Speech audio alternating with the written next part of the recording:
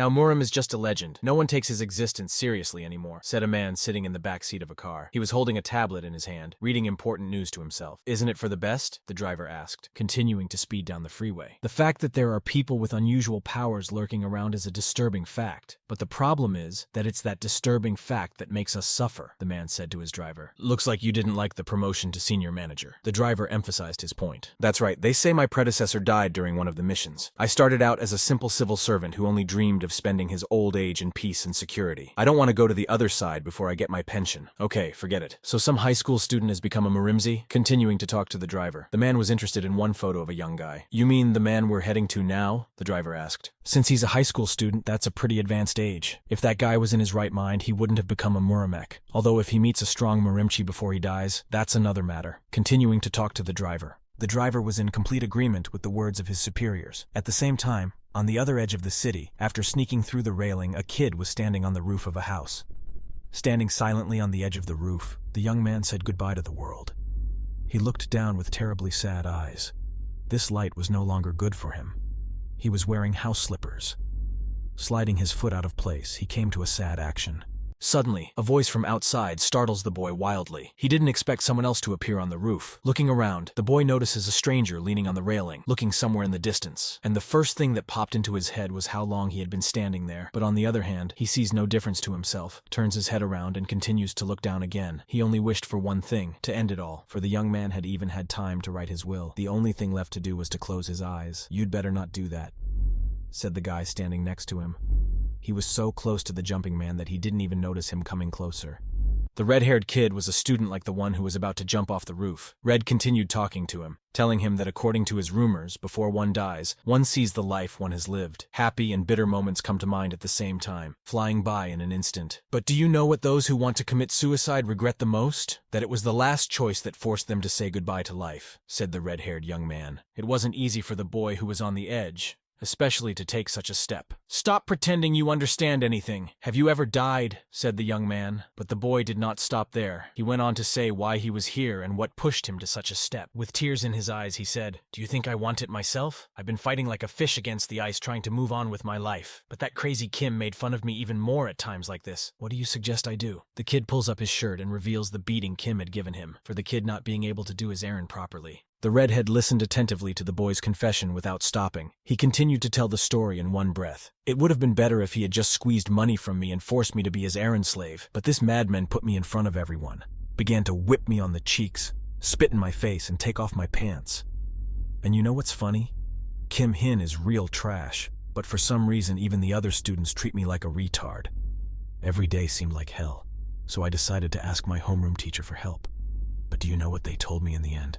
Making trouble at school is bad for both of you, so put up with it, the boy continued to say with a shriek of his soul. The boy considered himself unnecessary and superfluous in this hateful and evil world. It seemed to him that he could live his whole life like that, so he decided to act like that. Without bothering to support the boy, the redhead agreed with his decision and simply pushed him. The boy obviously didn't expect such a turn, but there was no turning back. Now there were only seconds to live. I think it would be nice for you to get a taste of death once in a while, said the redhead in his wake. In flight, the young man manages to marvel at the occasion. Something pushed him. He found it hard to believe. Flying low, the kid saw his life in front of his eyes, remembering his parents, his first birthday, his friends from kindergarten, soccer games, school, the bully who constantly bullied the kid. Closing his eyes, he found himself thinking if he had known earlier that he would end his life like this, he would have at least once shoved his abuser, shouting that it wasn't fair and he didn't deserve to die like that. Those were the last words he had time to say. But luckily for the young man, life gave him a second chance. When he opened his eyes, he saw a white ceiling in front of him, thinking for a second that he was already in the other world. When he got up from the bed, he was shocked because he saw a place familiar to him, the school nurse's station. Thinking about it, he remembered what had happened to him. He remembered that the last person he saw was the guy who pushed him, and he was in a dilemma. Was it a dream or was it a ghost? And then Kim, his abuser, who started it all. And yes, our victim's name is Kang Hajae. The guy stammered and said the name of the student, who brazenly dragged Kang out of the infirmary, then dragged him around the corner of some garage and unceremoniously threw him right through the garage door. Kim threw the guy his notebook in which he had written his suicide letter. As it turned out,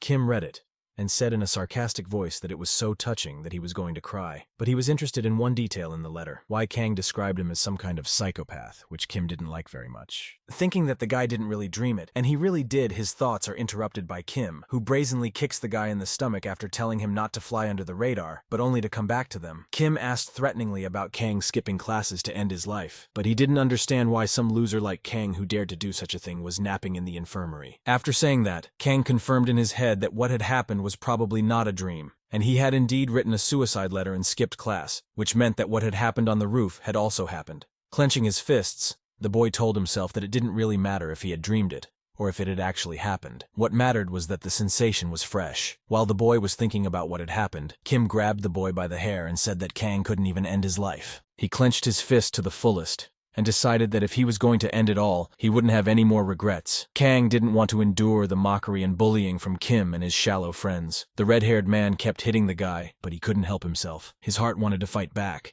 but his body wouldn't let him control it. Trying mentally to force himself to do something, he was able to accept the fact that even if he died, he would have no regrets, and yet he could at least take a swing at Kim. Unfortunately for Kang, the kid dodged the punch. Kim attracted the attention of his friends by telling them that the boy was now trying to fight back. Kana's knee hit Kana again, and he fell back into the wall of the garage. Shaking, the kid got to his feet and clenched his fists, telling Kim that he wasn't going to be his punching bag anymore. After stretching out his fist, Kim threatened the guy that he was done for. Kang didn't care if he was going to die. An unfamiliar voice came out of nowhere, saying that the guy was braver than he thought. Everyone looked at the brick fence where the guy who had pushed Kana off the roof was sitting. The guy began to realize that he probably hadn't really dreamed it, and that it was real. Kim's two cowardly cowards asked where the second-year boy had come from. Kim told the redhead to stay out of the juniors' games and get the hell out of here. But if he wanted to play with them so badly, maybe he should call his second-year brother Jinho too. Jumping off the fence, the boy said he'd help Kan out for once. Walking over to the kid, the redhead started to put him in the right position for a proper punch. When Kang was in the right position, the guy told him to try to hit Kim again,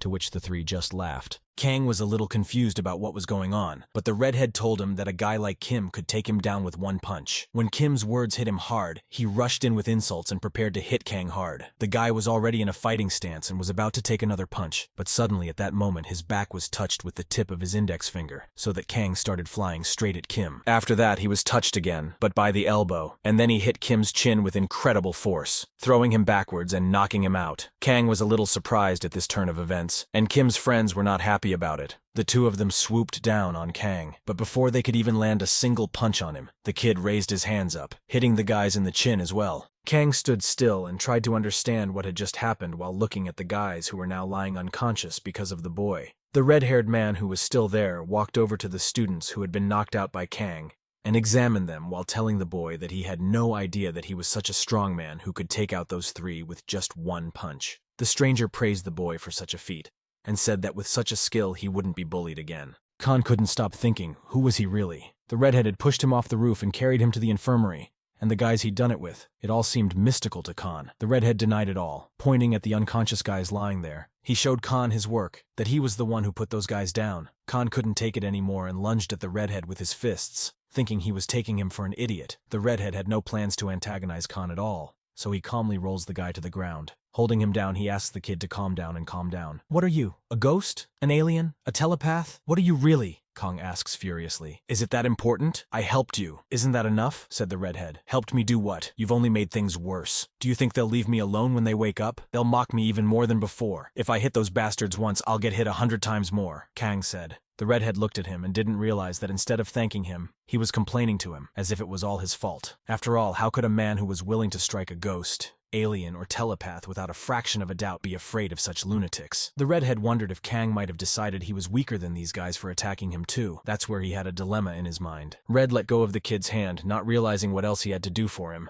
Red suggests that Kan wake them up to apologize to them on his knees. Suddenly, the redhead hears Kan thanking him for saving him. To tell you the truth, I don't care if you're a ghost, an alien, or a telepath. I just can't believe someone decided to help me. I'll never forget it, honestly. With shattered feelings on his soul, Kan spoke. The redhead would be little shocked at how quickly the guy's mood was jumping. After summarizing the situation, Kang, without getting up, asks the redhead to take charge of him. The redhead's eyes widened at what he heard, and for a more specific expression of his desire, Kang asked the redhead to teach him how to be strong like him. "Hey, do you even know me? What kind of requests are these?" asks the redhead. Kang tells him that he's a sophomore and his name is Li Xiang. The redhead was a bit taken aback. How could he know that? But then, he guessed it by looking at the name tag. Kang was willing to follow any order, as long as it only made him strong. Li Xiang squinted his eyes and scrutinized Kang's face, waiting for help from him. While the boys were resolving their issues, a car appeared on the horizon. "Yeah, what a place to meet. Okay, should I go say hello or something?" Mr. Li Xiang, who became famous in Murima despite being born into an ordinary family, said the man to his driver. Kang's pity overcomes Li Xiang's mind, and he agrees to help the boy. Li Xiang remembers his past, how he begged another man. But in the end, he received only despair, disappointment, and an enemy he was obliged to destroy. Continuing to stay on his knees, Kang followed Li Xiang with his gaze and couldn't fully believe that he had succeeded in convincing the guy to help him after all. The man introduced himself as Li Chonglip, who had recently been appointed as the chief of the special police department dealing with Murim. He held out his business card to Li Xiang. Chonlip said that meeting in a place like this was unexpected, but not a bad thing. Li Xiang asks the men why they wanted to meet him, to which the assistant chief replies that he just wanted to say hello to the guy. Li Chonlip interrupts his partner to ask if he knows a man named Kumun Ren. The assistant says that's an inappropriate question, to which the chief agrees that it's a hard question to answer, because it's unpleasant for the guy to admit that the worst disaster in the Murim world is his master. The man asks the guy that he must have heard the news about Kumun Ryong, who is the leader of the dangerous terrorist organization Shadow Warriors. After he took over as head, their transgressions only became more and more severe. They have already surpassed the scale of the country and its system, and are gradually expanding their influence as well. At this rate, Li Chonglip thinks that they can be expected to take over the world. Moreover, the chief once again asks him if he has heard that they are also reaching out to Murim. Li Xiang interrupts the chief to ask him what he wants to say. The guy gets a plea in return that Li was careful and assisted them in this situation. Even though the government has a non-interference relationship with Murim, it can't tolerate the actions of an international terrorist organization in its own country. So if the guy has any information about Kumun Ryong, let him pass it on to them. Li Xiang ran the chief's business card with all his might, telling him that Kumun Ryon was his enemy, and he asked them to stop bothering him with such inquiries. The guy walked away from the two men who were in turn talking about the situation. Li Chonglip noticed that the guy sure knows how to be angry, and if he's usually like this, he'd like to see how Li Shun's head would explode. When Kang came to school, he went to his desk and saw a pile of trash on it, and his notebook was torn. Then he remembered that this was his daily life. He was curious because now, after he came back from the dead, he could see his classmates in great detail. He used to think that all this time they had been siding with Hina and laughing at him. However, now he could see that now some were even worried about him. As he wiped his desk clean, he thought that maybe they were just pretending not to notice so that they wouldn't fall victim to Hin. Kang thought about how he was victimized when suddenly Kim Hin burst into the classroom and shouted Kang's name. Insulting the guy, he came closer and closer to him. Kang tried to calm himself down mentally as he decided that he wouldn't be a punching bag anymore. If Kim dared to attack him, Kang would try to fight back. Before he could do anything, Kim Hin hit the guy so hard that he flew a couple of meters away, knocking over other desks and chairs. He was bleeding and disoriented for a while. Kim grabbed the guy by the scruff of the neck and ordered him to tell him what he had done. Kim once again hit Kana in the face with his fist, causing him to bleed more and more. Everyone in the classroom stood silently watching Kim beating the boy.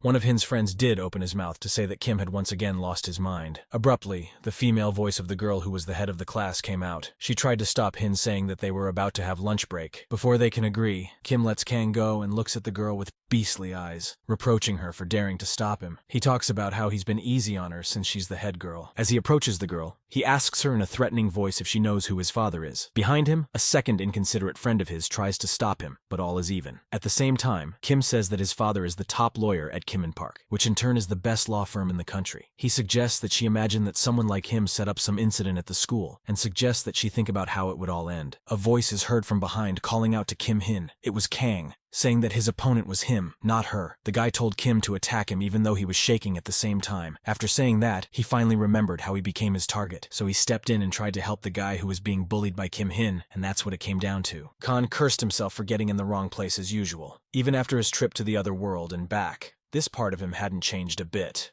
After hearing the words addressed to Kim, he grabbed one of the desks nearest to him with all his might, and was about to throw it right at Kang. But he was stopped by one of his friends who told Kim to pick up the phone because Jinho's brother was calling. The guy was too angry, so he said he'd call back, but it wasn't enough, and he had to answer the call and threw the desk he had in his hands away. While picking up the phone between the red-haired guy and brother Chino, a conversation about Kang Haji comes up. At one point, The guy resented his brother's said words. When he appeared to fulfill them even without the loud mode, the words for Kim to stop messing with the kid were clearly heard. As soon as Kim handed over the phone, he started to leave the classroom saying that the kid was just lucky, and that he would personally meet Jinho's brother and talk to him about it. After they left, everyone was shocked at what had just happened, and that included Kang himself, who also didn't understand what was going on. He also couldn't understand why Jinho, who had been a bully since second year, decided to order Kim not to touch him. He was brought out of his thoughts by the head teacher, who gave him some tissues to stop his nose from bleeding. The boy thanked the headmistress for her help, but before that, he wanted to know something. As he walked down the corridor of the school, he was constantly being stared at by other students because of his wrinkled state. When he entered the classroom, he asked Sunbae if he knew if Lee Shun was in his class. The guys were surprised by Kang's condition, but they answered his question that Lee Shun was in this class, except that no one knew when he had last been in school, and even the head of the school didn't know where he was. One of the boys suggested that Lee Xiong had passed away, to which he received a skeptical answer that it was unlikely. Kang thought that Lee Shun was really a ghost. But not only had he seen him, but Kim and his friends had seen him too. As he walked down the hallway, he repeatedly replayed in his head the theory that the guy was really a ghost. Suddenly, one of the sophomores who had heard Kang asking about Li Xiang took him under his arm from behind. Walking outside with the first year, the guy was saying that Kang had nothing to be afraid of if he said he knew. The kid didn't really know what he was talking about and wasn't even sure who the giant was. The sophomore and Khan were stopped by a rather young-looking woman who asked if they could talk. When one of the students in the crowd who had stopped asked who the woman was, he was told that she didn't look like a student, but she was too young to be a teacher. When the girl said Kang Haj's name, he jumped a little in surprise. The girl asked him to tell her what was happening to him now. Without letting the guy say a word, the giant who was standing beside him told the lady to get away from them as they just had a small matter. Walking up to the guys, the girl asked about what little business such a giant student might have with this injured student. A couple of guys who appeared to be with the bulky guy told the lady to get out of here while they were being nice. The girl, in turn, was already on the phone at that moment, informing them that she was now behind the building and asking them to come quickly, because there were some suspicious people here. After saying that, the two guys lunged at the girl, and one of them told them to take her phone away from her. Khan tried to stop them, as the two guys who just tried to attack the lady fly by him. Hitting the wall, the bulky guy says that he suspected that this girl is weird. Then he realized that this girl is Murimin. Kang was a bit shocked, but still didn't fully understand everything that was happening. The gang was aimed at her in an unfriendly manner. "This school is for ordinary people. Please refrain from making too much noise." Murimin sweetly addressed the boys. Two of the boys could barely contain each other as they wanted to scratch their fists against her. These profane guys began to wonder who she was, and if she was from a clan related to the school,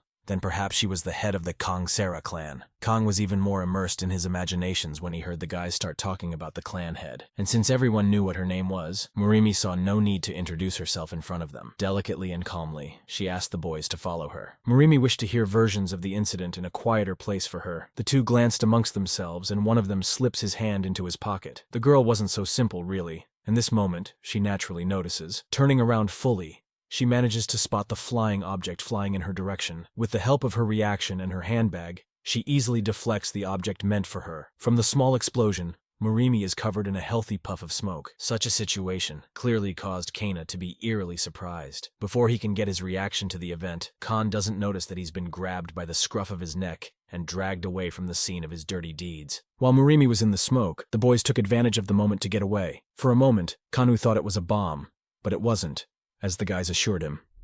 A few moves and Murimi spread the smoke around, coming out of it unharmed. She knew they couldn't get away with a cheap trick. But this smoke screen wasn't as simple as she thought it was. The smoke screen was made with a sedative added. Murimi immediately felt the effect, but it's not so easy to knock this lady off her feet. Murimi takes out her phone and makes a call. In the call, she tells the situation that the intruders she encountered have escaped and taken the student Kang Hanje hostage. The intruders are using concealed weapons mixed with sedatives. As a result, she requested a thorough search of the school. Meanwhile, the escaped intruders find a quiet spot. Talking amongst themselves about their unexpected encounter with Kang Sera, they worry about what will happen to them next, since one of them managed to use a concealed weapon. One of them confesses to the crime, and they decide to get the information and get away from the place as soon as possible. They have to make sure to get Kang to talk. One of them starts interrogating Kang, trying to find out where Li Xiong is. The kid doesn't understand why they're asking about him. The guy on steroids is adamant that he won't answer his questions, assuring Kang that he doesn't need to know. Khan doesn't quite see it that way, and refuses to say what he knows. He justifies it by saying that they are being fair to him, because not only do they have questions, Khan has something to ask too. And in this situation, Khan asks them to just exchange information. The big guy is surprised at the boy's courage, and at first glance he seems like a characterless weakling. The jock throws a punch into the wall at Kana's side, threatening him that he might die tonight. Steroidal hoped that by doing so, he could get the young man to talk, but no matter how strange it was, Khan was at peace. For some reason that he didn't even know himself, his mind would calm down in a situation like this. And even in such a situation, Kang couldn't keep silent, saying that if he died, they wouldn't be able to hear what he knew. The big guy didn't like that answer. The other one holds the big guy's shoulder and reminds him that their time is running out, and it's time to stop playing games. Deciding to take matters into his own hands, the boy in glasses approaches Khan to ask him what questions he has for them. Not at all confused, Khan asks, "Why do you want Brother Seong?" The guy with the glasses tries to summarize his answer. Recently, the Sunu clan has been preparing to close its doors, but their leader has made his move, and it makes sense that we'd be interested in it, don't you think? Squinting one blackened eye, Kang still didn't get into what the guy was telling him. Khan followed up with a lot of questions about what the bespectacled man had told him. Another long-haired man joins their dialogue, thinking he can help his friend in some way. Pointing his finger at the young man, he calls him a snothead. The bespectacled man tries to give a reply again,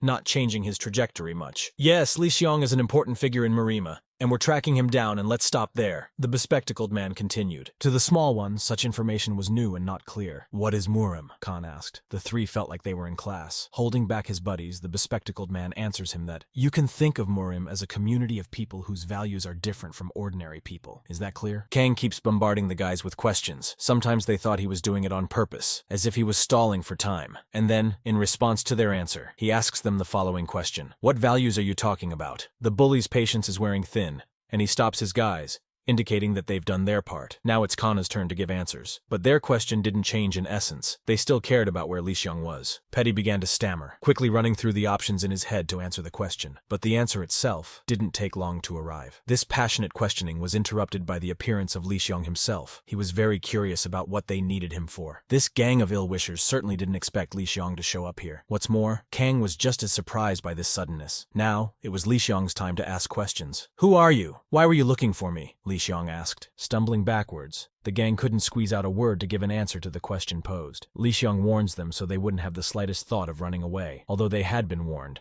But for this gang, the only option was to make a quick escape. All of them jumped up sharply as one. This was the first time Kang had seen such a scene in his life. He watched as this crowd, without any equipment, simply flew into the sky. Kang turns to Lee to share his impressions when suddenly he sees only an empty space in front of him. Lee is gone. For Kang, this day was full of surprises filled with drive. Turning around, Khan casts his gaze upward and sees that his brother Lee is in the air, blowing this gang to smithereens. Stuffing his hands in his pockets, Li Xiong descends lightly to the ground. The entire gang collapses to the ground like a hail of rocks. Every single one of them was writhing in pain, and some of them were unconscious. Kang's jaw dropped again, thinking for a second that Li Xiong was really a ghost. The whole gang was whimpering in pain, accusing Li Xiong of wanting to kill innocent people. Li Xiong happily explained what they had done, threw a concealed weapon at the clan head, threatened and intimidated an ordinary person, and carelessly revealed information about Marimi to an ordinary person. Li Xiong enumerated. The accusations against them were weighty. Realizing they had nothing to add in their defense, Li Xiong really wanted to hear from them why they were tracking him down. Li Xiong summoned the people on the phone to pick up the miscreants, indicating their exact location. As he leaves,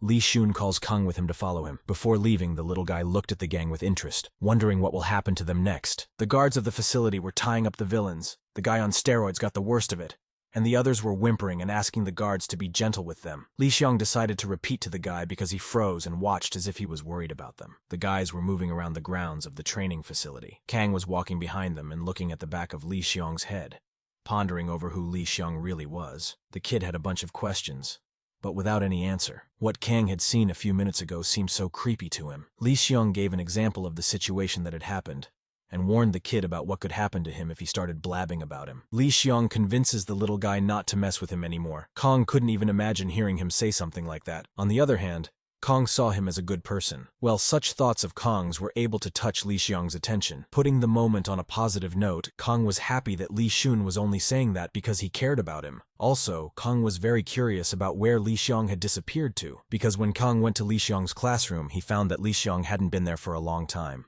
He had a lot of questions, and he was sick to his stomach. "But what was that just now, brother? How did you do that? Do you have supernatural powers?" "You too. This one, Muraman?" Kang asked, waiting for more details from Li Xiong. Unable to withstand the influx of the question, Li Xiong stops the little guy, reiterating that his warning is no joke. If the little guy isn't careful, there's a good chance he'll die. But even here, Kang gives out his own, saying that he doesn't care, much to Li Xiong's surprise. I was going to die today anyway, but thanks to you, I'm still alive. The years I have left now seem like some sort of bonus. Scratching the back of his head, Kang said with a smile. Without letting Li Xiong say a word, Kang continued to be frank with him, telling him that he was very unhappy. It seemed to him that everyone in the world hated him and laughed at him. From these thoughts, he was constantly sinking into the abyss of despair. That's what drove him to the roof on that bad day. But when he died and woke up, the world looked completely different for him, as if it played for him new, bright colors. And what is not a little important, he saw that not everyone in the world were his enemies. Although earlier, he thought quite differently. Even recently, the head of the class had gone against Jinho and sided with Khan, and after that, he realized that his vision had been blurred by Jinho's constant bullying.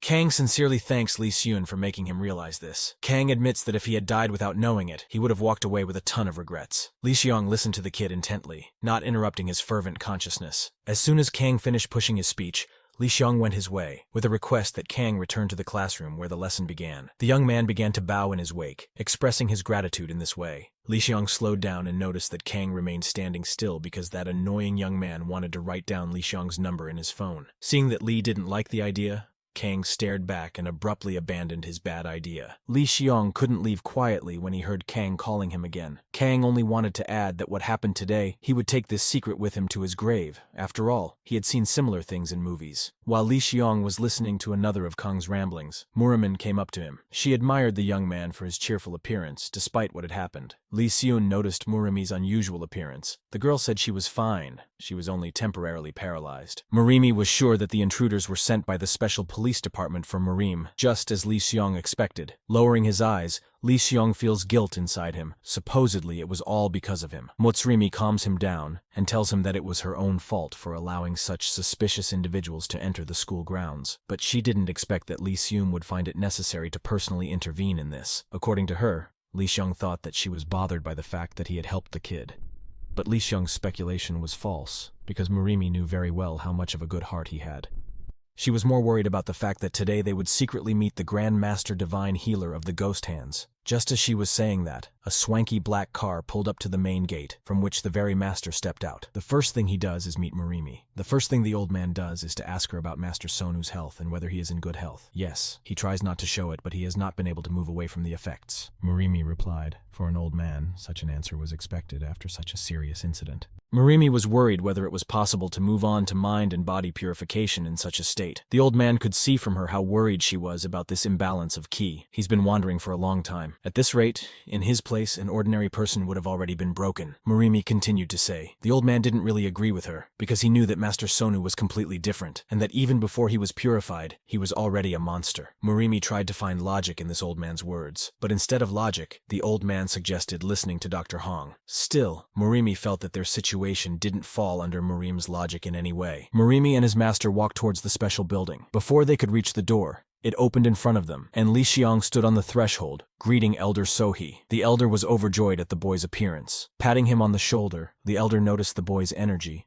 and the fact that he had grown a lot since their last meeting. Stepping through the threshold, the elder waited for something crazy to happen again tonight. It was getting dark outside, and in the classrooms the boys were packing up their things and going home. Kim looked at Kang and probably wanted to fight again, but his friends came up to him and they went home together. The boy was glad that they had gone home after school. He thought that if they hadn't done anything to him, it meant that after meeting with brother Jinho, they had something going on. After leaving the school, Kang took out his phone and decided to look up what Murimin was. All he could find on the internet were movies and novels about it, but to Kang's eyes, Brother Shun didn't look like the heroes. The kid wondered if he could meet again. Even though Shun seemed a little creepy to Kana, he was still cool. Looking behind his phone, he saw someone walk up to him. As it turned out, it was Kim again, who said with a fury in his eyes that Kang was too early to be happy that he'd left him alone. The girl was a little frightened when she saw Sion covered in needles, but she was quickly reassured by the elder, who said that even if there were a lot of needles, it was normal. Murimin said that if someone who didn't know that you were the best doctor in Murim saw this,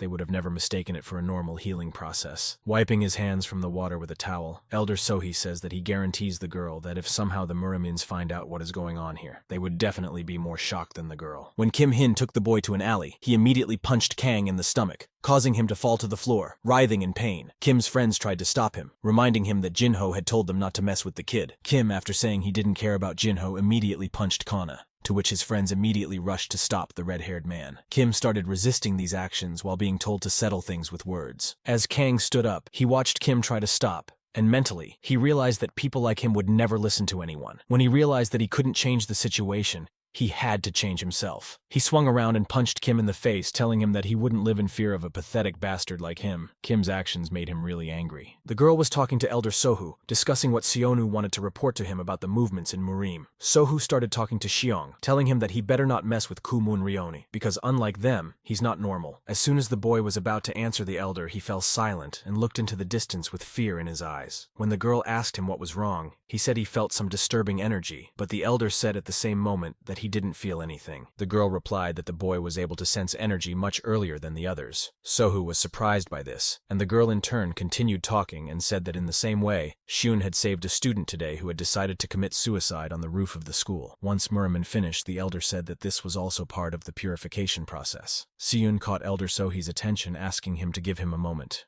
After a couple of minutes, they were already at the very spot where Kang was lying, bloody and unconscious. The old man was surprised that Seong could sense the boy's energy from there. The old man asked the girl if she knew the boy, to which she replied that he was the student that Seong had saved today. The guy must have been very worried about Kang, so immediately after the examination, he asked Sister Sarah to call an ambulance because Kang was in a serious condition. When the girl stepped back to call an ambulance, the elder walked over to the bloody boy, examining him. When the girl wanted to say that she had already called an ambulance, she saw Seun's worried face.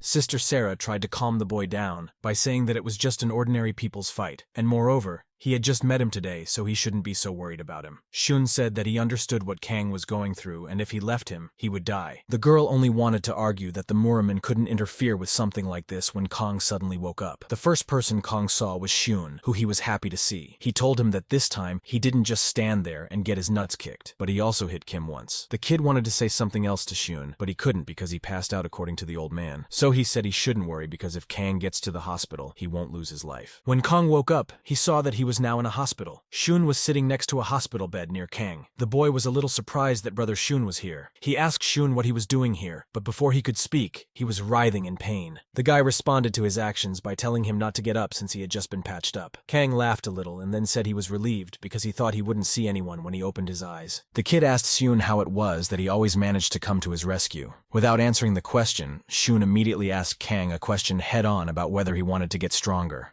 The guy was only happy to hear those words. But in return, Shun wanted Kong to keep it a secret, and if he didn't want to, he would.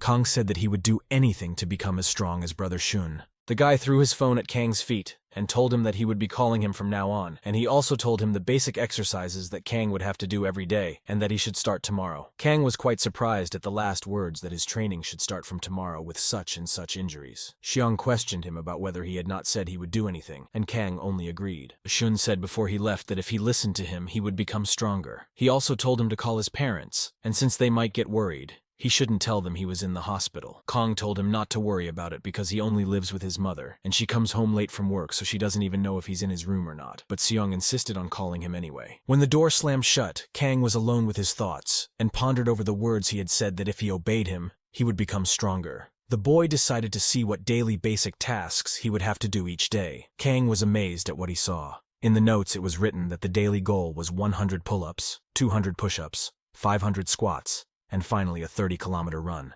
Kang immediately wanted to call brother Shun, but when he went to the contact list, the number wasn't there. As Kang lay on the bed, he slowly closed his eyes and thought about how unreal the day had been, and wondered if it was a dream that he had just woken up from. The next morning, when Kang removed his bandages from his body, he was surprised that it had only been a day, and he hadn't gotten a scratch. When he came out of the bathroom, he asked himself where he was, because this room looked quite expensive and cost a lot of money. Suddenly his sister Sirei came in and told him that he shouldn't worry about it. Kang was a little surprised by this sudden arrival, but then he remembered that it was the same girl who was at school yesterday. The girl took the boy's chin and examined his face, saying that the fact that he didn't have a scratch on his face was probably the work of an elder divine healer. When she let go of the boy and stepped away from him, he immediately asked her who the divine healer was, but Sarah refused to answer the question, saying he didn't need to know. The girl started talking about how she had heard that he was being bullied at his school. She could solve all the problems of this kind and appoint a responsible teacher in place of his class teacher to prevent the crisis from happening again. She could also arrange to give him a stipend every quarter. Turning to face the boy,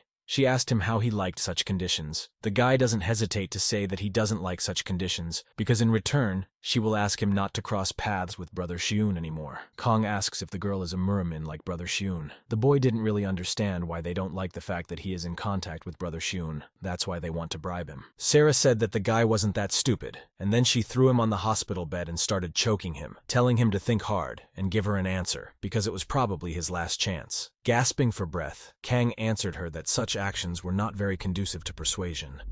The girl began to strangle him harder, telling him that she wasn't kidding and that she was giving him 30 seconds to think about it, and then he would die.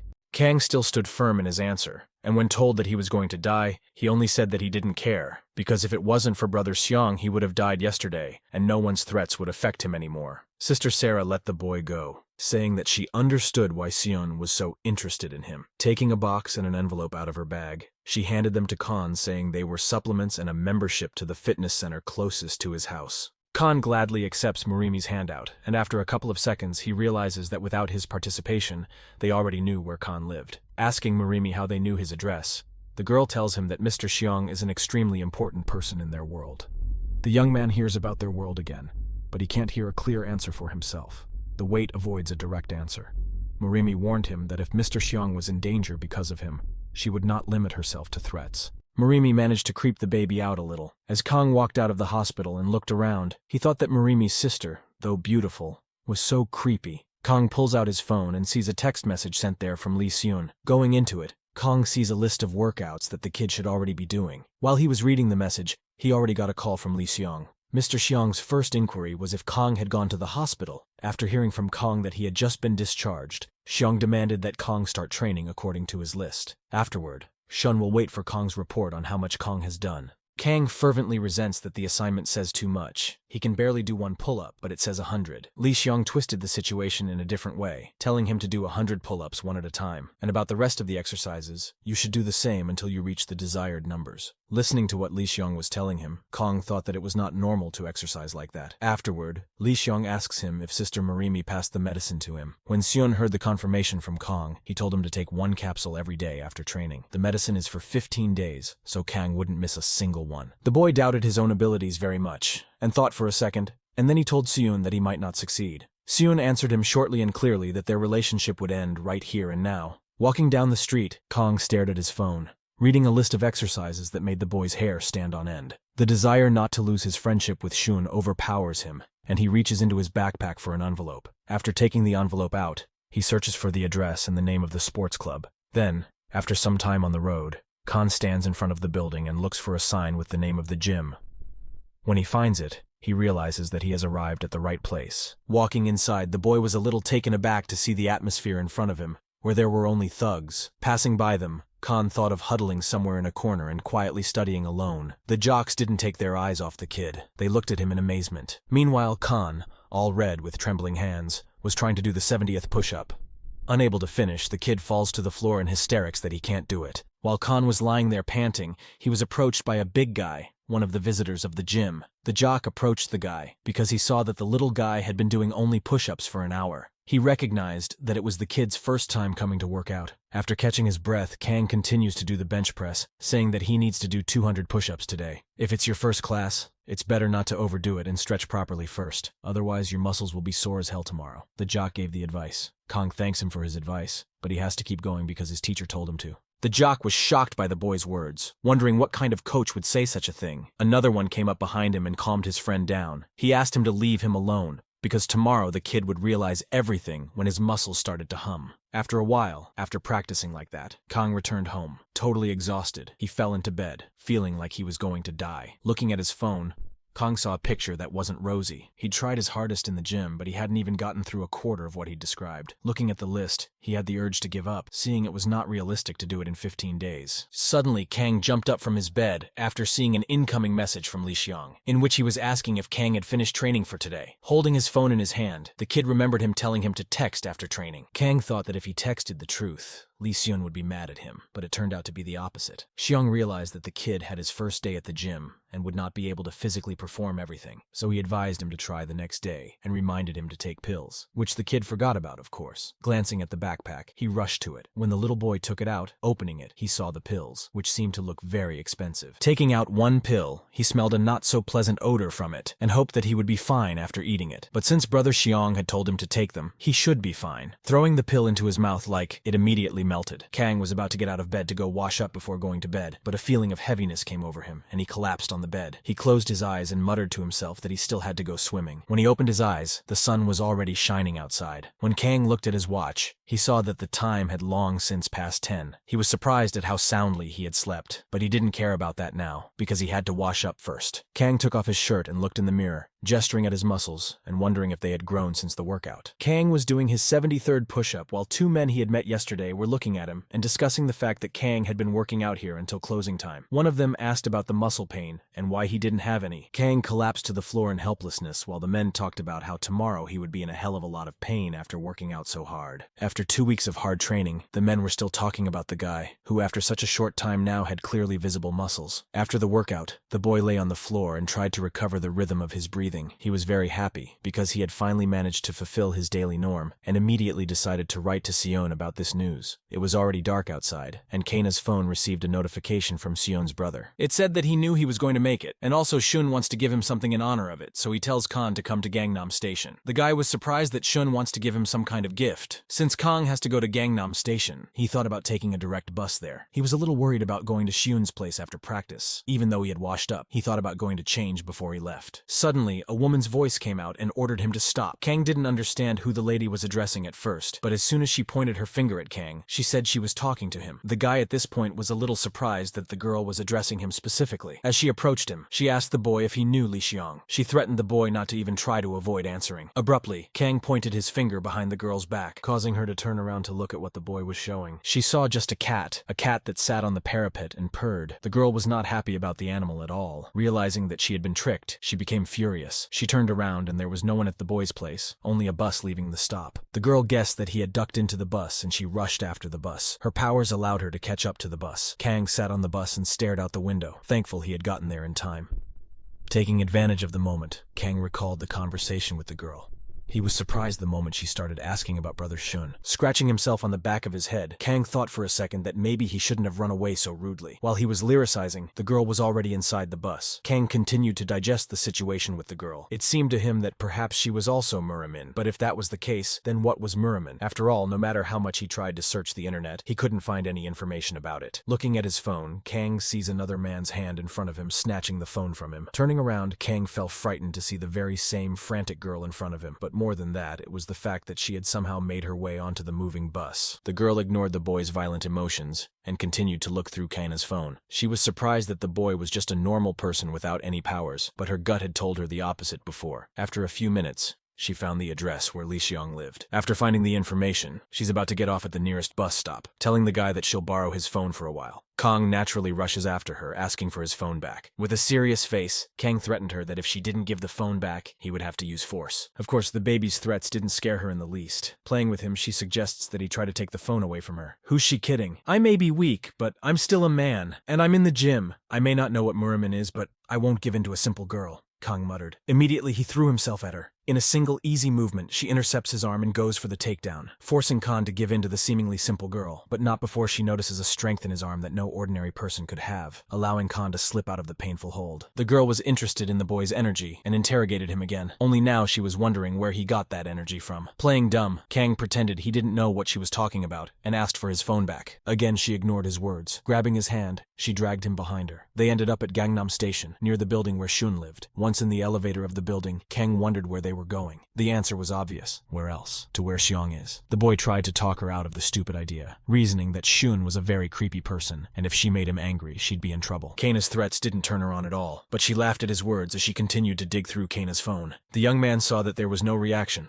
so he decided to threaten her again. But before he could say anything, the elevator went up to the right floor and the doors opened. Xiong was already standing in the doorway expecting to see the boy, but he didn't expect to see a girl with him. As soon as Kang saw him in the doorway, he was about to warn him, but before he could even say 2 words, the young lady pounced on Seon with blows.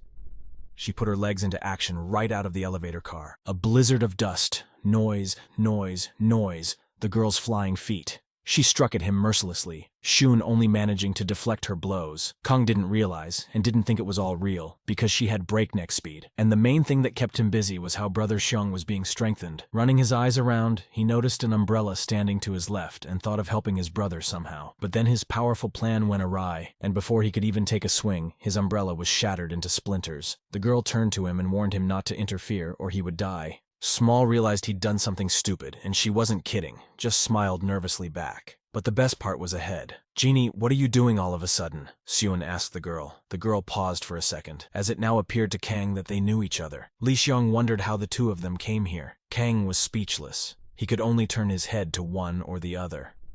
"You gave him the Taiwan revitalizing pill, didn't you?" With a finger pointing at the boy, the girl asked Xiong.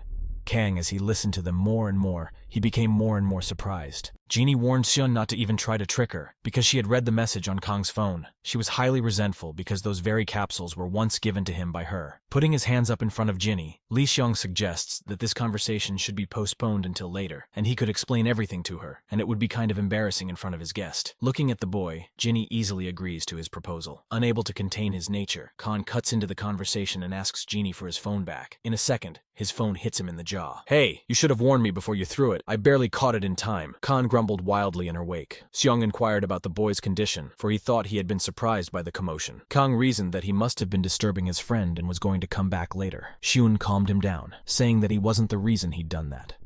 But it seemed the opposite to Kang, that it was because of him.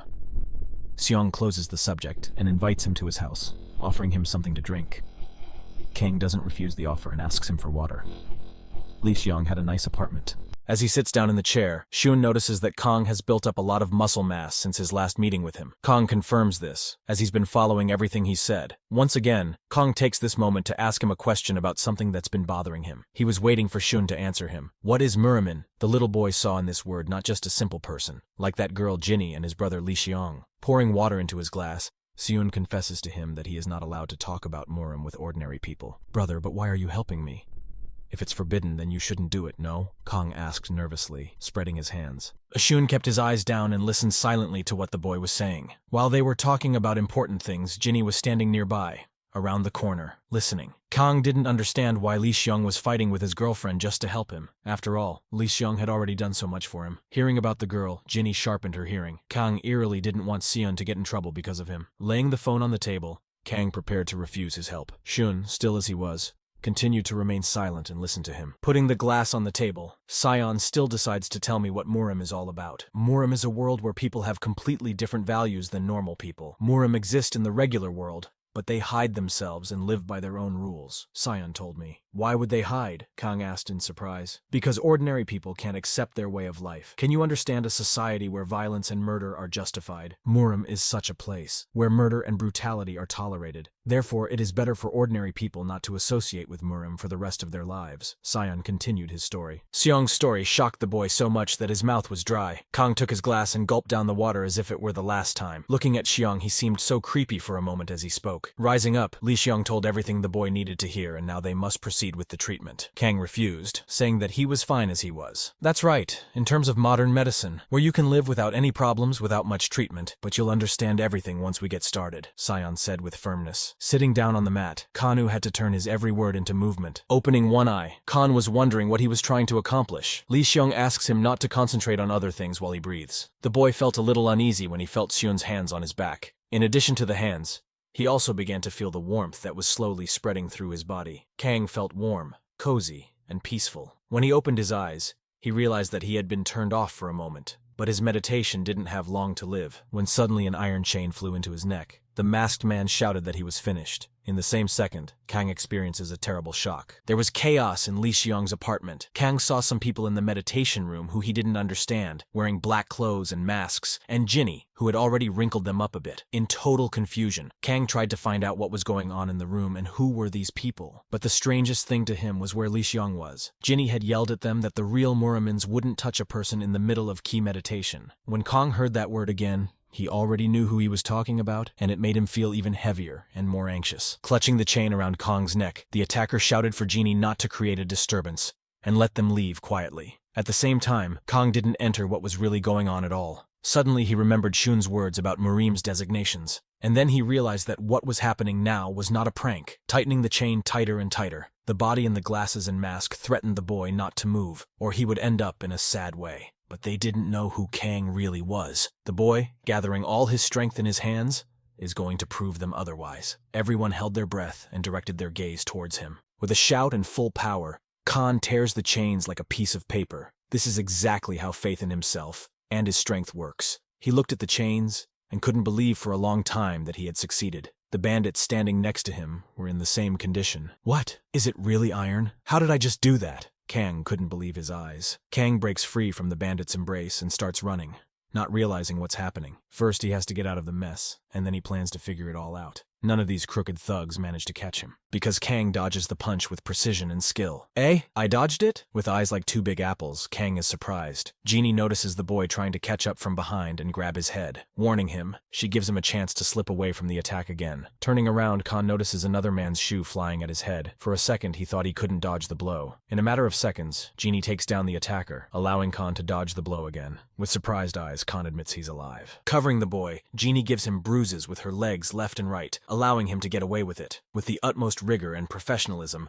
Jeannie blows all the attackers to smithereens. In just a few moments, all the daredevils are lying on their sides. What the? She took out 3 enemies in one fell swoop? She's much faster than during the fight with Brother Shun. The little guy looked at her in surprise. Watching her defeated, Jeannie wasn't even tired, as if it was just a warm-up for her. Picking out one of the still-living attackers, Ginny lifts his head with her boot, with a great desire to interrogate him. "Who the hell are you people? Did you even know whose house you were attacking?" Ginny asked with a special zeal. Before he could hear the answer, Khan, in his nature, poked his nose into Ginny's interrogation. "Ah, wait. I know you're mad at them, but wouldn't it be better to call the police first?" Kang asked with a smile on his face. At such a stupid question, Jeannie snaps at him. "Are you stupid or what? Who calls the police when it comes to Murim? Aren't you even aware that Murim and the regular world don't interfere in each other's affairs?" asked a furious Jeannie. While they were arguing, their attention was drawn to the coughing of one of the attackers. "Has the Sunu clan fallen so low that it needs the help of the police?" the attacker asked hoarsely, and after these words, Ginny is convinced that they knew exactly who they were attacking. The bandit was 100% sure that there was no one at home, because he saw the clan head leaving his apartment. "Clan Chief Sunu? Is this him talking about Brother Siuna?" Kang wondered quietly, surprised. Yes, and in general, he had a hard time understanding at this point what was even going on. And who the hell were these people? The bandit suggests they hear something more interesting. "The head of the Sunu clan is about to die," wheezed the bandit. Well, those words made the boy's eyes pop out of their orbits. While Ginny was pushing his face with her foot, Kang couldn't believe that Shun could die. Suddenly, Kang heard some extraneous sounds and turned his attention to the doors. The sounds came from the stomping of many feet. Recognizing this, Kang rushes over to warn Ginny that they are not alone. They have guests coming over. Ginny can't understand what the kid is talking about and what kind of people he's talking about. With his hands spread out, Kang himself can't understand it. How can he see it? But he can definitely feel them rushing down the stairs. With this ability, Kang was able to surprise even Ginny. Pressing his face once more, the bandit admitted that they were just a scouting party, and the main forces were on their way. And if they noticed anything strange, the dozens of troops waiting outside would rush to the apartments in droves. He also advised them to surrender if they didn't want to get hurt. But that was the last thing he could utter, as Ginny couldn't resist turning it off, arguing that there is no reason to listen to him anymore. Ginny goes off to see for herself. Ginny took out her phone, but saw that it would be of little use, as there was no signal. With Khan's phone, it was the same story. "Hey, get dressed and pack your stuff now. We gotta get out of here," ordered Ginny. Khan gets his helmet in his hands and asks the following question. "Aren't we going to take the elevator down?" "You think those thugs that are rushing down the stairs haven't taken the elevator too?" Ginny yelled at him. Both of them stepped to their feet and fled the apartment. They recovered in time. Within minutes, an elevator came up to the floor. The door opened with a bang, and the rest of the group of thugs broke into the apartment where Sion lived. This group was from different categories of people. The bald, yes, plus the bearded one was a bit perturbed that the guys managed to take everyone out. "Find them! Our enemy is the Sunu clan. We can't let them leave the building," the bald man with the glasses ordered his subordinates. The bald man focused his attention on the call of one of his subordinates. One of them was able to locate the way, the fire escape where they were headed. The guys carried themselves up the steps to the roof, peering at their phones to see if there was a connection, but unfortunately, both were showing no communication bars. Ginny assumed they had taken down every cell tower in the area. On the go, Kang wondered to Ginny, "Excuse me, but what exactly have we gotten ourselves into? Who are these people? You think I know? I was waiting here because they asked me to walk you home when you woke up, but those bastards broke in without Millet, so I neutralized them." Ginny answered him. As always, Kang knew how to press with questions. What about Brother Shun? Where is he? And what did that man mean when he said he was going to die? He kept asking nonstop. In fact, Ginny herself didn't know what the fighter was carrying, but she knew one thing, that they needed to get to a place where they could get a connection, contact the clan, and get to the bottom of the situation. Ginny showed him the number and told Khan to keep it for himself. This number was for the Sunu clan's allies. As soon as Kong caught a signal before Ginny did, he should dial it. Kong was very worried that in this way they were bringing death upon themselves, just like in the movies. He was very confused that he couldn't even keep the number the first time. Genie asks him to pull himself together and focus. Okay, I'll run forward and start the bike, and you follow me as fast as you can. The bike is on the second floor of the underground parking garage, Genie said to the boy. No sooner had he suggested she go along than Genie was gone. In a matter of seconds, she was gone. Whoa, what the hell? Can all Muraminas do that? Kang stared at the cold trail in a daze. By the way, didn't I feel different after waking up? I broke my chains and gained some kind of strange ability? Maybe I can do it again? Kong pondered as he continued to stand on the landing. Ginny, who had already gone downstairs, ordered him not to stand still, but to go down faster. When he reached the door that led to the second floor of the parking lot, Khan stopped to regain his breath. Opening it, he saw Ginny easily dealing with a bunch of mercenaries. As soon as there were no more mercenaries to be dealt with, the girl asked why they wouldn't stop attacking her, or if they were waiting for one of them to die. Ginny didn't even have time to move before a huge dagger was held to her throat from behind. She looked up and saw a man standing on the roof of the car. Kang stood like that at this moment, peering through the crack of the door because of which he had not been noticed so far. Kang immediately thought about helping the girl, but then realized that these Marimi boys were terribly dangerous, and if he got in they would wipe him out. He looked up at the stairs and heard voices and footsteps coming closer and closer each time. Khan realized that he shouldn't stay here and should go downstairs, but suddenly he stopped in front of a box in case of a fire in the building. Without thinking, he pressed the fire alarm button, causing a sirena to ring throughout the building to signal a fire. The man who still had a knife to Genie's throat ordered his men to go see what was going on, and why the fire alarm was going off. As the crowd ran around the cars, Khan was hiding behind one of them, not realizing what he was doing, because his death would only hurt him. He thought about why he didn't just ignore the whole thing, but he admired the way Ginny's sister was in the fight, so he wanted to get the attention of the ringleader, if only for a few seconds. Coming out of his hiding place, the guy was already aiming at the bully when he turned his head and saw the kid. The leader's men noticed the guy and asked him who he was and why he was here. Kong had already made up his mind, so he threw the helmet he had prepared beforehand at the man. The head was thrown a couple of meters away from the impact. Jumping aside after the impact, he was immediately attacked by Ginny. Kang at the same moment could not understand what had happened to him and how he had managed to do it. Ginny, having sorted it all out, told the guy to hop on the bike. Sev Kang didn't know what he had to grab onto to keep from falling off. After Ginny told him to grab her waist, they finally got on the bike. They made their way through the crowd of mercenaries and managed to get out of the parking lot. As they drove down the road, Kang asked Ginny to slow down a little and not to go so fast, but she replied that they didn't have time for that. Ginny said that the guy's name was Mamungi, and he was a black polar star. Kang didn't understand what he was talking about, but Ginny kept talking. According to her, he is a subordinate of the person Shung was going to meet today. Kang wondered if what the mercenaries had said about Seun's brother's death was just a joke, or if they were serious. Ginny stopped abruptly at one of the parking lots and said that they were far enough away that the mercenary gang would not trace their location to here. She asked Kana to wait, because she had to contact Seun and ask him where he was. Seun's phone rang, and the person who called was Ginny, but Seun didn't even have time to answer the phone before several guards came up to him and said that they would escort him to the elder, but before that, one of them asked him to give up his phone for a while. Jin heard that the call had been dropped, but Kang only said that the situation looked serious and suggested that she try to ask the Sunu clan where Brother Shun was. Jin replied that even the Sunu clan didn't know where he was, because Shun had taken over the case himself, secretly from the Sunu clan. Kong asked if he was right in thinking that Brother Shun was in serious danger. Genie said the guy shouldn't care and let him call a cab and go home. Kong said he wanted to help with that too, but he was interrupted, saying it was Muram's business. Seun told Genie not to drag the guy into this under any circumstances. After getting on the bike, she thanked the kid for helping her then in the parking lot and also said that he was better than most of the Muramen. Jin said it was unavoidable today, but don't even let Kang think about getting into Muram's business anymore. The guy wanted to say something to the girl, but she had already left on her motorcycle. Stepping out onto the sidewalk, Kang looked at the road where he noticed a bunch of single headlights.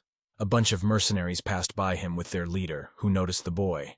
When they stopped, they started to return, so Khan sprinted away from them and ran as far away from them as he could without getting caught. After a couple of streets, the leader stopped near an alley. As he got up from his bike, he was immediately called out by one of his subordinates, asking what he was doing. Walking deeper into the alley, the man said that he thought he had just spotted that boy. Kang covered his mouth with his hand and tried not only not to breathe, but also to make unnecessary noises. As soon as Mamungi reached the end of the trash can behind which the boy was hiding, he looked straight into his eyes. But then he was called out again by one of his subordinates, asking if he had found anything. Surprisingly for the boy, the man said he was probably just imagining things. As the mercenaries approached, Mamungi said that they were probably long gone by now, so it was time for them to leave. When one of the boys asked if the captain was sure, he clearly replied that he was sure and suggested that the Sunu clan would not act abruptly, although he assumed that things would be different if they knew that the head of their clan was now in the Yoksamdong area in the Nakhon building. Surprisingly for the boy, the man said he was probably just imagining things. As the mercenaries approached, Mamungi said that they were probably long gone by now, so it was time for them to leave. When one of the boys asked if the captain was sure, he clearly replied that he was sure and suggested that the Sunu clan would not act abruptly, although he assumed that things would be different if they knew that the head of their clan was now in the Yoksamdong area in the Nakhon building. Kang thought about what to do, and since Yoksamdong was not far from his current location, he decided to go there himself and see if it was a trap. When he reached his destination, he said to himself that he was once again going where he shouldn't go, but since it was about Brother Cyan's brother, as he said, he might as well take a look. When he reached the door to the Nakhon building, he tried to open it, but it was locked. Suddenly a guard appeared and saw the guy's silhouette in the darkness. He asked him what he was doing here, to which Khan replied that he was looking for someone. The guard was persistent and kept asking Kang who he was looking for at this time of night. Khan decided to answer the question in two ways, saying that he was looking for a guy a little taller than him and his hair a little shorter. The guy says he came here because he heard he might be here. The man asked him if he was looking for a man named Li Xiong. After asking him that question, Kang immediately replied that the guard was right, and that he was the one he was looking for. The man turned around, showing Kang which way he should go. After a couple of seconds, the guard suddenly grabs the boy by the throat and pushes him against the wall of the building they were standing near. The stunned Khan asks why the man is doing this, to which the guard replies that the guy knows the answer to his question better than he does. Friends, if you liked it, then be sure to support the channel and look forward to the next part. Thank you very much, and see you all soon.